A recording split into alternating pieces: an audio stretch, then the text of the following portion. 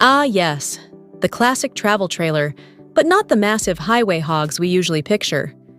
I'm talking about the smaller stuff, the kind that traces its roots back to teardrop campers, but with a modern twist.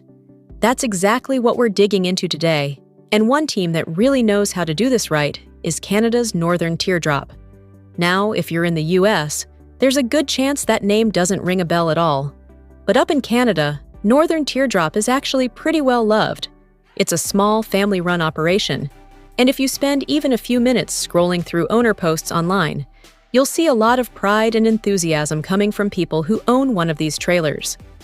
While there's no official record of when the company first started, their Facebook presence seems to go back to around 2016. And considering how many businesses don't make it past year one, the fact that they're still going strong tells you they must be doing something right, or wrong, depending on how sarcastic you're feeling. One of the best examples of what Northern Teardrop can pull off is their most expensive and most fully loaded model, the Overland Off-Road. This is basically their flagship, the trailer that shows just how far they're willing to take the teardrop concept.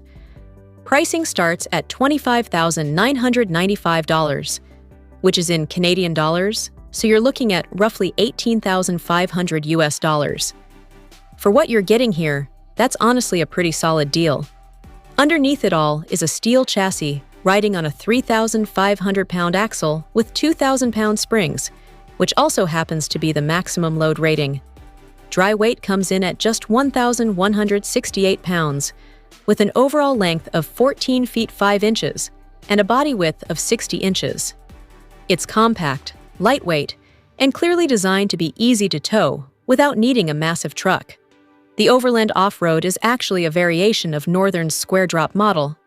It still borrows from the teardrop idea, but instead of tapering off at the back, the rear stays squared off. That design choice gives you more usable space inside, though it does come with a bit more aerodynamic drag.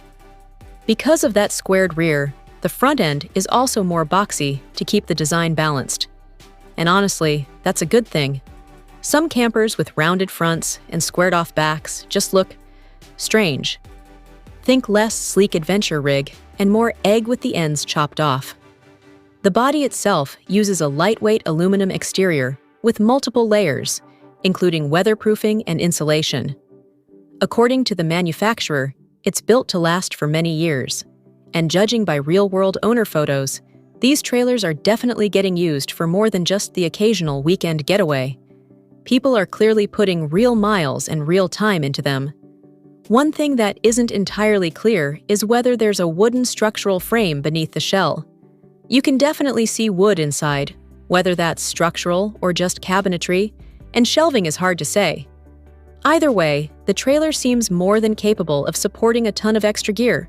We're talking side awnings, walkable fenders, roof racks, mounts for tables and gas cans, and even a rear lift gate. And yes, before you ask, the outdoor galley is still very much a thing. That galley is there, but it's not fully loaded right out of the gate. You'll probably want to budget extra for cooktops, a wash basin, a fridge, and whatever other cooking gear fits your style. That said, you do get some nice basics like lighting, cabinetry, and a slide-out table to get you started. Inside the cabin, it's classic teardrop territory. You've got built-in cabinetry, vinyl flooring, and a simple, functional layout. There's a mattress shown in the photos, but it's worth noting that the tri-fold sleeping pad isn't actually standard equipment. Other interior touches include roof vents, speakers, small side tables, interior lighting, cargo nets, blackout blinds, and enough open space to customize things the way you want. Some of the photos also show extras like a front-mounted storage box and a rear bike rack. And judging by the size of those frames and tires, yeah, those look like e-bikes.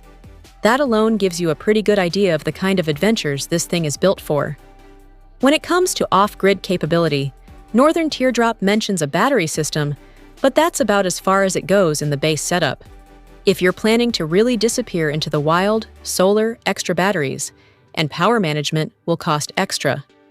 The good news is that portable off-grid solutions are everywhere these days, and depending on how serious you want to get, you can build out a solid system for a few $1,000s. So the big question is this: If you had a Northern Teardrop hooked up behind your rig, how far off the beaten path would you be willing to go?